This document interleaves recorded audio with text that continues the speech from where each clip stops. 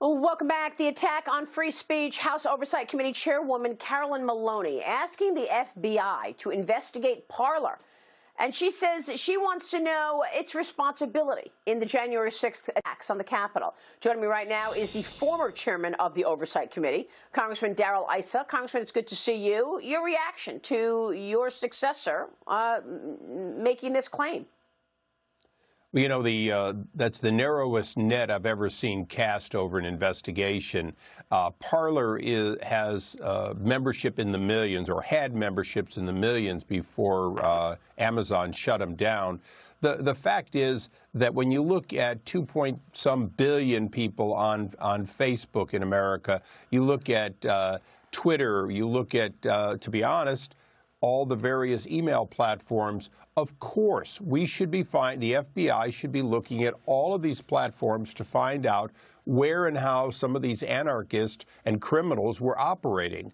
But when she points to one company because they tended to be, quote, conservative, it's weaponizing her political views and using the committee inappropriately.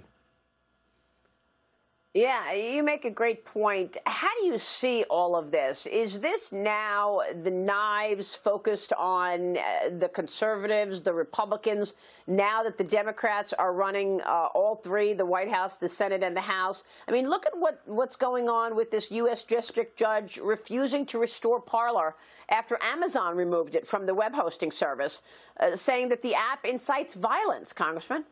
And by the way, no mention of what's on Twitter. Twitter is among the most hateful and violent of them all. But, you know, you only have to have a Twitter account and be a Republican and see what people say after you post, you know, something like congratulations to the new president. Maria, the fact is we're going through a very difficult time in which, yes, we're going to be the target of everything.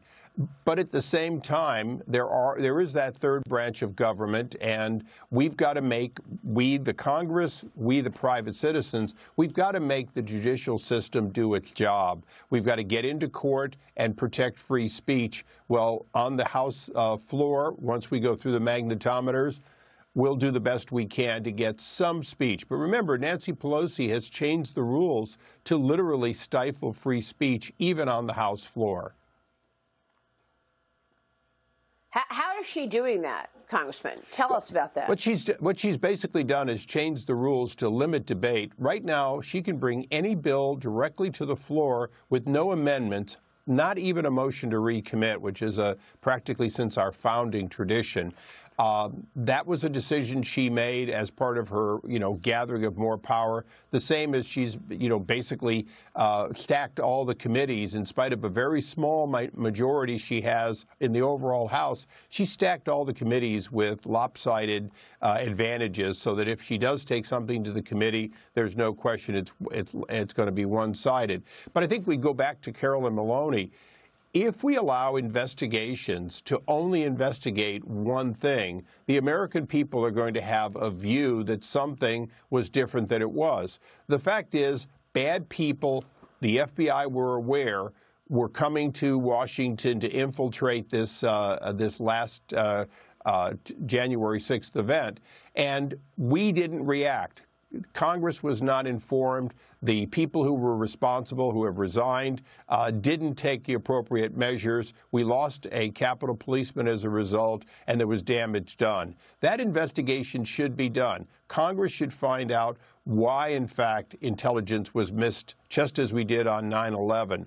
But at the same time, if we're simply going to continue to blame the president the former president with absolutely no proof, we're going to go down a rabbit hole that they want to go down. And if that's what they want to do, great. But they did this for years with the Russia probe, only to in fact, be seen as the culprits. As we look at these people who came to Washington, we're going to find out that many of them never voted for Trump, didn't support him, and in fact, didn't trust their government and were dangerous characters. And as we discover that, I think the American people are going to find that the Democrats have overplayed their hand once again. Wow. Yeah. Well, that's right. And by the way, it's convenient that everybody's so easily forgot what went on this summer. Remember the chop zone in Seattle?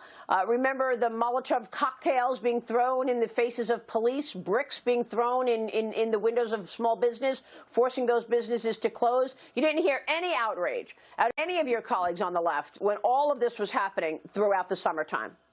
Exactly. And we had 25,000 more federal soldiers here to protect a few hundred of us for the inaugural than they had in San Diego, Portland, Seattle when they needed them most, when they needed to restore order, and they made a political decision to allow damage to continue to occur.